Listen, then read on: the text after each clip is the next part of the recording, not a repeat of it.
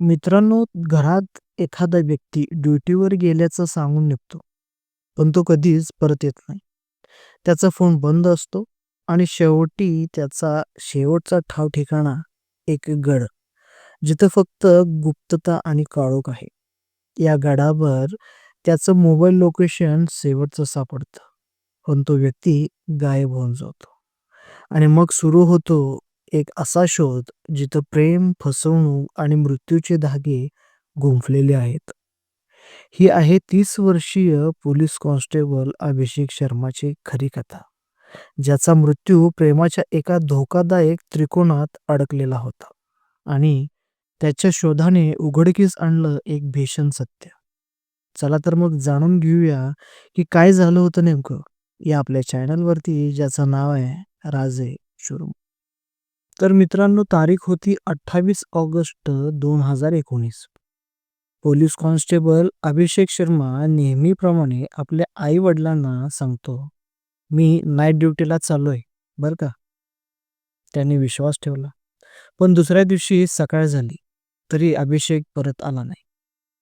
Phone केला तर phone बंद. फोन त्याचा बंद असल्याकारणाने आई-वडील काळजीपोटी त्याच्या मित्राला विचारपूस करतात. मित्र देखील सांगतो, "आम्हाला ह्याच्याबद्दल काहीच माहीत नाही, तो कुठे आहे?" मग आई-वडील शेवटी तो ड्युटीवर गेलाय का हे विचार करून परत पोलीस स्टेशनमध्ये फोन करतात.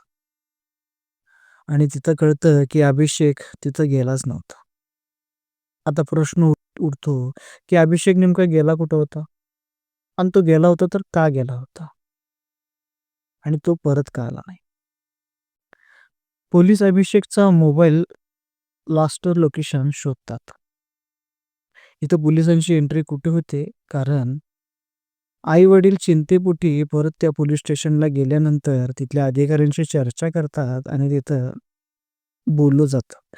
त्यावरती पोलीसवाले एफ-आय-आर नोंद करून घेतात आणि शोध त्याचा चालू होतो. पोलीस अभिषेकचं मोबाईलचं लास्ट लोकेशन शोधतात. 136 किमी दूर विजयगड किल्ला. सावध वाऱ्यांनी वेढलेला निर्जन किल्ला. कुठेही नुसते दगड, धूळ आणि धोंडे. शेवटचं लोकेशन रात्री 12:30 वाजताचं. त्यानंतर फोन कायमचाच त्याचा बंद. अभिषेक तिथे का गेला होता? तो एक पोलीस होता. मग तिथे कशाला गेला होता? कुणाला भेटायला? कुणाला सूडबुद्धी उगवायला? की काही भलतंच काहीतरी तिथं काही कारण वगैरे होतं का? या विचारात सगळेजण अडकले होते. अभिषेकच्या आईची जरा थोडी चौकशी केल्यानंतर अभिषेकच्या आईकडून माहिती कळते की अभिषेकचं लग्न झालं होतं दिव्या नावाच्या मुलीशी. पण त्यांच्या नात्यात तणाव होता. वाद वाढले होते. घटस्फोटाची प्रक्रिया सुरू होती. पोलीस संशयाच्या नजरेने दिव्याला विचारतात. सुरुवातीला ती टाळाटाळ करते, पण शेवटी एक धक्कादायक माहिती समोर येते. अभिषेकचं अफेअर. होय, अभिषेकचं अफेअर. दिव्याच्या लहान बहिणीसोबत, जिचं नाव होतं शाम्या आणि ती होती फक्त 16 वर्षाची. होय, फक्त 16 वर्षाची. अभिषेक आणि शाम्या अनेकदा लपून भेटत असत. जेव्हा अभिषेकची बायको घरी नसायची, त्यावेळेस ते दोघे सेक्स करायचे. अभिषेक हा फक्त तिला भोगण्यासाठीच वापर करत होता. आणि म्हटलं नाही, जर तिनं म्हटलं तरी तो जबरदस्तीने तिच्यासोबत संबंध प्रस्थापित करत होता. पण एक दिवस दिव्याने त्यांना रंगेहात पकडलं आणि तिथूनच सुरू होतो या प्रकरणाची भीषण कडी. दिव्याने सांगितल्याप्रमाणे कडी जुळवत पोलीस शाम्या आणि तिच्या मित्र नावेदकडे पोहोचतात. कॉल डिटेक्ट केल्यानंतर तपासात असं येतं की अभिषेकचा मोबाईल जिथं शेवटचा सापडला, तिथेच शाम्या आणि त्याचा मित्र नावेद यांचं लोकेशन देखील दिसत होतं. हे एक साधं योगायोग होता का, की एक साक्षीदार?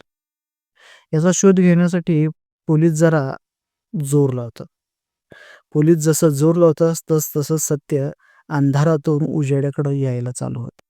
शेवटी पोलिसांच्या कसून चौकशीनंतर शाम्या आणि नावेद गिल्टी कबूल करून टाकतात. ते म्हणतात, "होय, आम्हीच अभिषेकची हत्या केली आहे." 28 ऑगस्ट 2019च्या सायंकाळी शाम्यानं अभिषेकला भेटण्यासाठी बोलवलं होतं. ती म्हणाली, "तुला काही खास सांगायचं आहे. तुझ्याकडं खास काहीतरी काम आहे आणि तुला खास काहीतरी सरप्राईज द्यायचं आहे." अभिषेकला वाटलं कदाचित सेक्स वगैरे करायचं असेल किंवा काहीतरी मला ती देणार असेल. त्या आशेपोटी तो तिच्याकडं जायला निघतो. पण त्याला माहीत नसतं की तो एका सापळ्यात अडकतोय. शाम्या आणि नावेद रात्री ते विजयगड किल्ल्यावर पोहोचले. शांत वातावरण, अंधार आणि बेभान वारा. थोड्या वेळाने अभिषेकही तिथे पोहोचला असतो. जसा अभिषेक शाम्याच्या समोर उभा ठाकतो, तसेच पाठीमागून नावेदनं लोखंडी रॉडने अभिषेकच्या डोक्यात प्रहार करतो. डोक्याला जबर मार लागल्याने अभिषेक खाली पडतो. जसा तो खाली पडतो, शाम्याने आणलेला चाकू हातात घेऊन तिच्या पूर्ण शरीरावर ती वार करायला चालू करते. तिचा वार इतका तीव्र असतो, की एक तो वार जसा करेल, तसं त्याच्या शरीराचे तुकडे उडून बाजूला पडत होते. तिचं मन तरीही शांत बसत नव्हतं. त्यामुळे ती त्याचं कपडे काढून त्याचं लिंग छाटून काढते आणि फेकून देते. आणि एक पोलीस शिपाई जो गुन्हेगार पकडत असे, आज स्वतःचा एक गुप्त हत्येचा शिकार बनून जातो.